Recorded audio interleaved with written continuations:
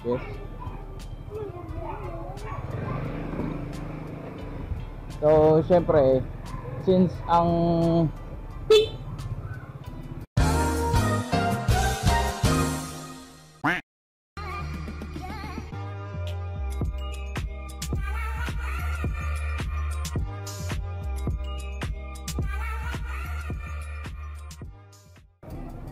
yo, welcome back to our channel. Nagbabalik ang inyong lingkod, din si Joshua Analus. Ang video natin today guys, pupunta ako sa pupunta akong Novaliches para ipaayos lang ang aking front shock. Mahabang istorya pero ikukwento ko sa inyo kung paano nangyaring nag-abot ako sa Novaliches. So syempre, since ang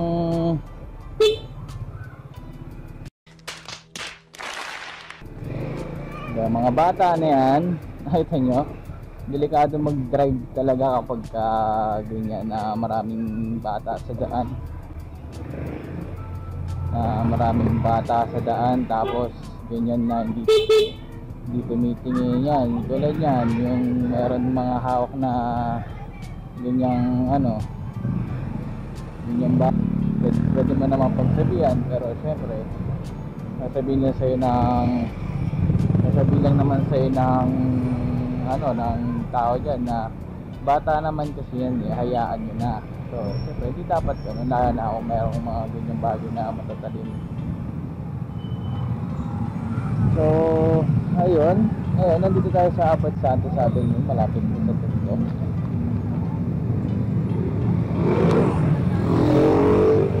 Hindi ko lang po, is patabas yung upuan.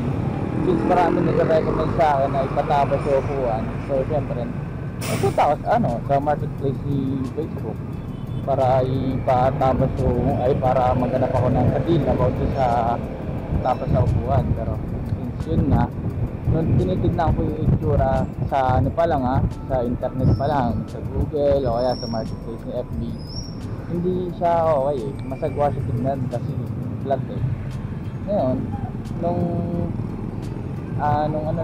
mismong ginawa ko na sabi ko papabaan na lang yung mismong motor. Nasabi ko rin na okay ito, ganyan. So since dito sa Tondo, punta ako sa mga malalapit na dito na talaga sa amin. Pero alangan sila tumanggap ng ang pinakaunang option na sinasabi ko sa akin. Boss, kasi hindi kami tumatanggap ng marami kasi tanggalin yung mga tatanggalin na pyesa, ganyan, whatsoever, ganun daw. So syempre, naiintindihan ako kasi nga maraming tanggalin. So syempre, hindi naman na ako nakipag-argue sa ganun. Ang akin lang, gusto ko lang din syempre mababaan yung harapan. Ang cost kasi yan, dapat pantay.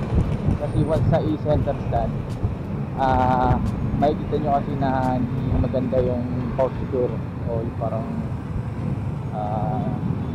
masasabihin mo, parang pag tumayo, for example, tumayo ka kasi hindi pantay yung paa mo, parang ganun yung itsura, natatabi yung itsura, hindi okay.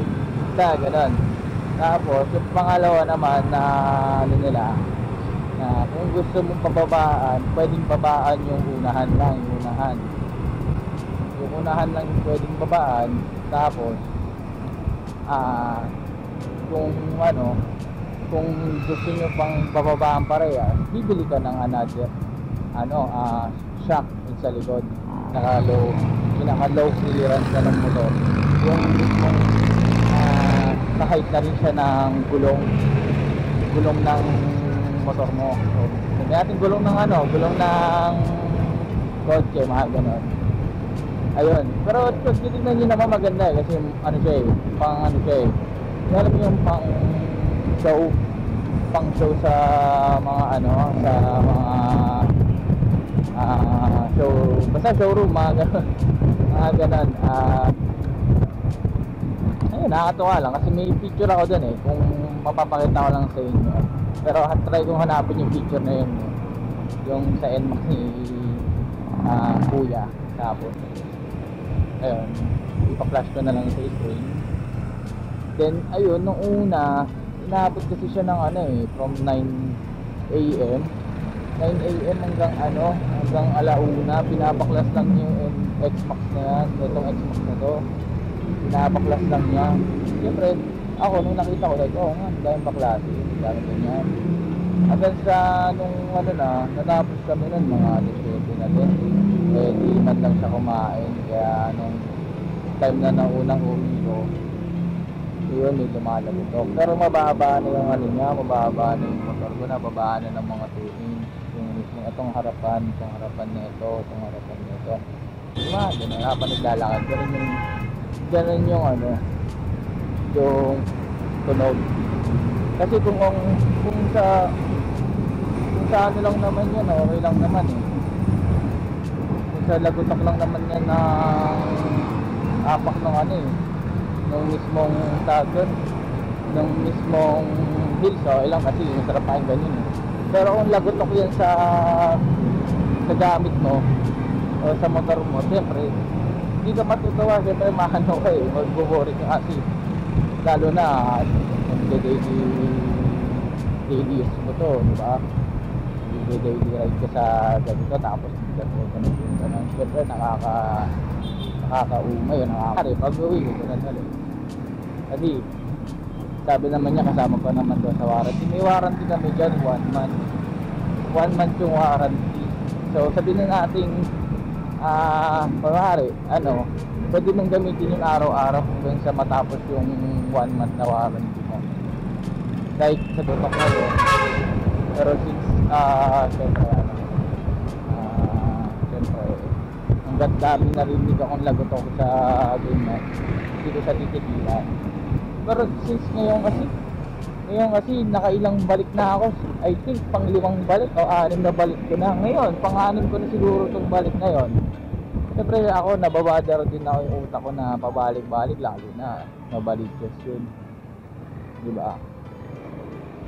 Mabalikas yun eh. Siyempre kahit naman sino dyan, yung bang parang ma-perwisyo, diba? Yung abala kasi imbis na maayos, sir, mayroon pang tawag doon, yung nakalimutan ko tawag sa sinasabi ng back repair ba yun? Back repair, nakalimutan ko tawag doon, back repair ba yun? Yung back repair, history repair, may tawag doon, pero ipa-flash ko sa screen once na maalala ko. Pero ayun,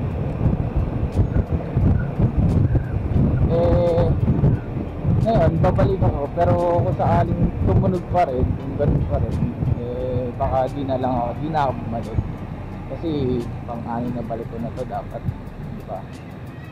Ayun, back job, ayun pala yung tawag yung back job. Gago! Siyempre pagka na babadar ako bumalik, lalo na layo tulad yan, dapat nga ngayon di ako tutuloy guys kasi umuulan kanina, mga alas 4 pinauwi na kami sa opisina, alas 4 maambon pa. Siyempre ako ayoko namang bumiyahe ng ganyan, lalo na ako ayoko kasing susuot ng kapote kasi yung kapote ko pang COVID yun eh. Alam niyo yung PPE na kapote, ganun lang meron ako. Bibili naman ako, tinatamad lang talaga ako pumunta ng mall, tinatamad lang pumunta, pero diba, tinatamad lang pumunta ng mall, pero sa Novaliches nakakapunta ako, diba? Diba?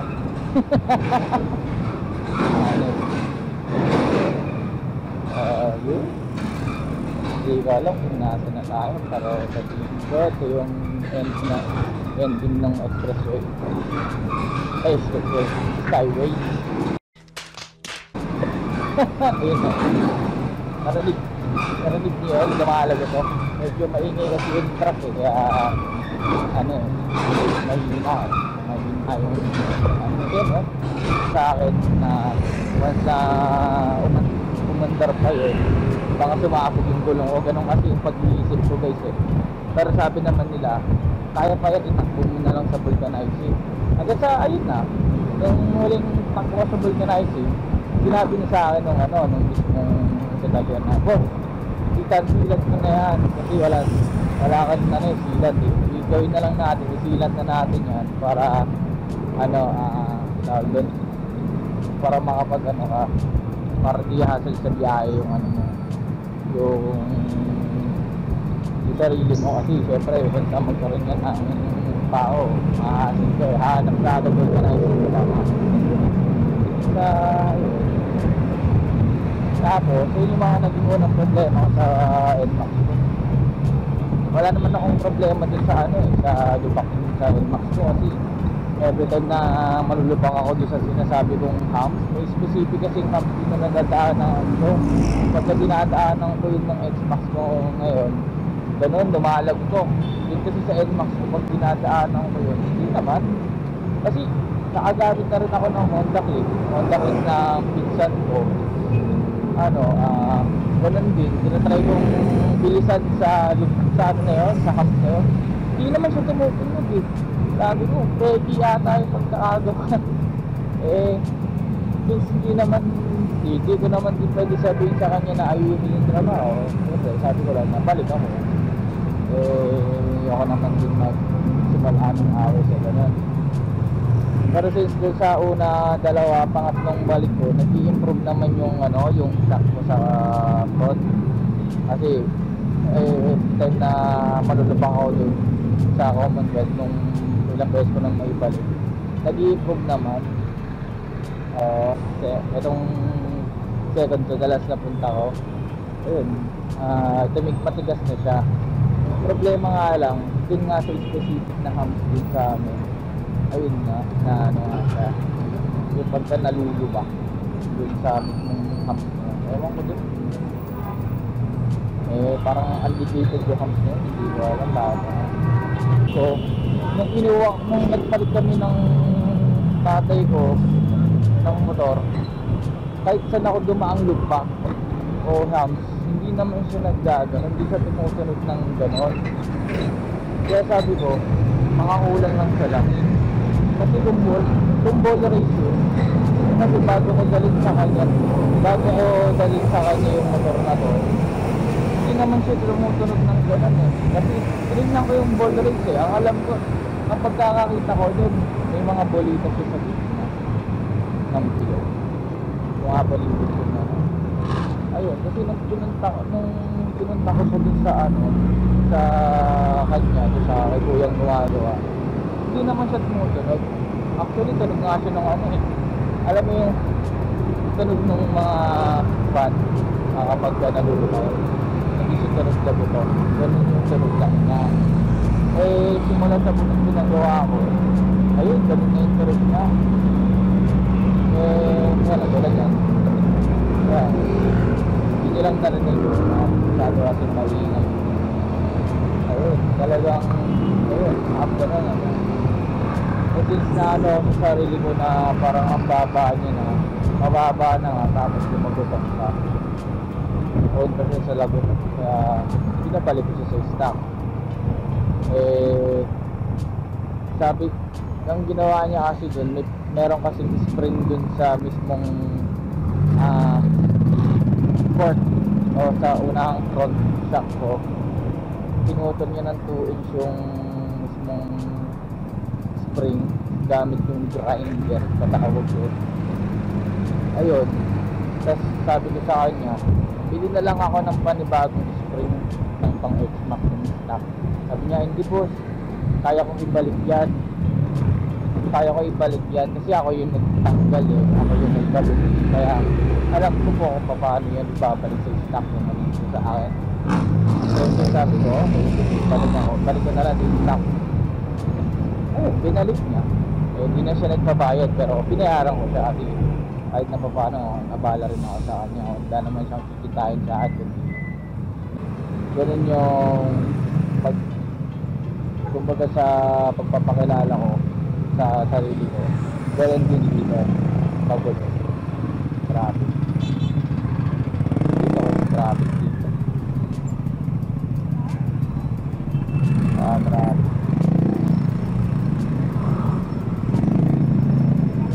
Kaya nyo, ilangan ko yung video pagkadating natin to. Ano? 2 hours later. Tantang oras. Wala akong idea kung nasa na ako. Kasi nung unang punta ko dito,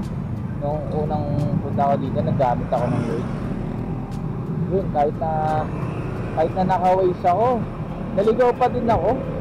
Kasi, ito kasi yung pinakamahabang daan na dadaanin ko dito sa papunta ng Talyar ni Kuya.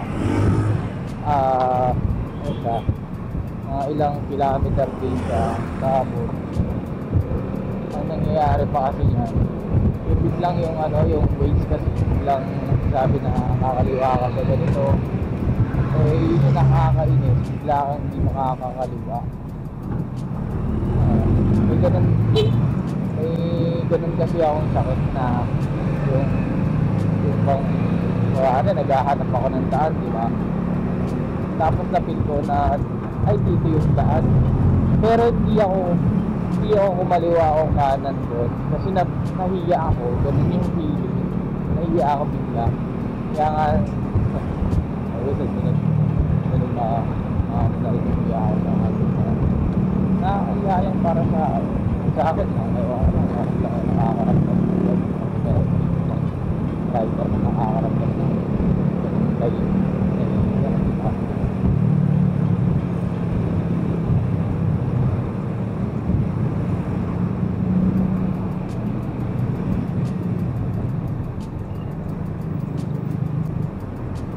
Pinakahasil lang naman sa akin sa biyahe, simulan.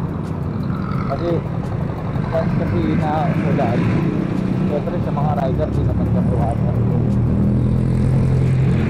Di naman tayo waterproof mga rider. Siyempre kailangan mong pagkaito mo, siyempre kailangan mong pagsusuot ng kapot. Ganun. Kailangan mong suot ng kapot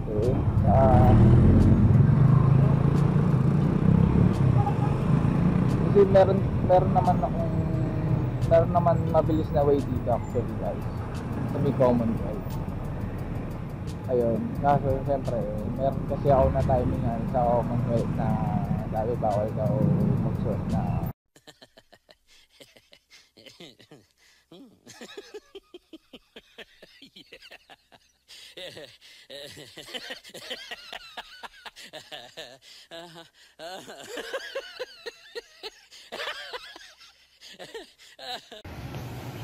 So ngayon guys, nandito na ako sa pagawaan. Bali hindi ko naman expect na yun yung motor ko, yun yung fork ko.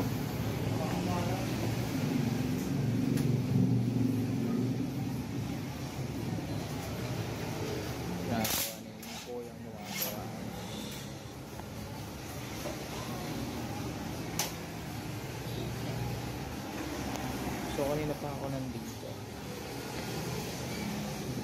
masyado konsentrado, kaya yun,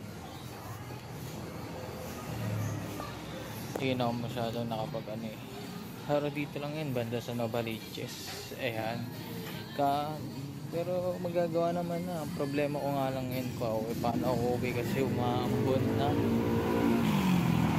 Kaya na pa umaambon pero hindi na siya traffic. Pero dito ulit kanina pero ayan, ginagawa ko daw yung paggawa sa motor ko. Ayun, tas kita na tayo sa bahay.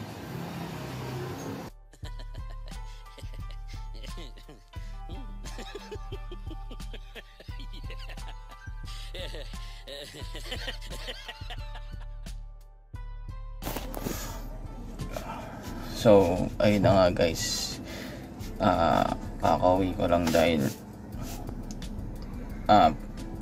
nalobat na yung nalobat na kasi yung action camera ko sa mismong daan. Tapos yung Tapos yung microphone kasi nagme-mute siya kasi nga dahil nga yung compatibility niya sa cellphone ko hindi talaga okay, kasi kailangan mag-upgrade ka ng cellphone para magamit mo yung microphone. Pero since ayos naman yung audio dun sa camera na to, kaya yun na lang yung ginamit kong audio. Kahit na paano medyo narinig naman pero hindi ko lang sure sa mga iba.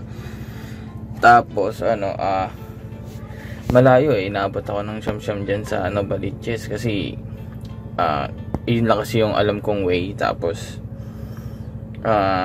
traffic pa, and para sa akin kasi yung papunta dun matagal, tapos yung pauwi matagal. Ay yung pauwi mabilis lang. Ayun na nga, papunta ako. Pagkatapos kong pumunta, pag nandun na ako, saglit lang naman ayusin.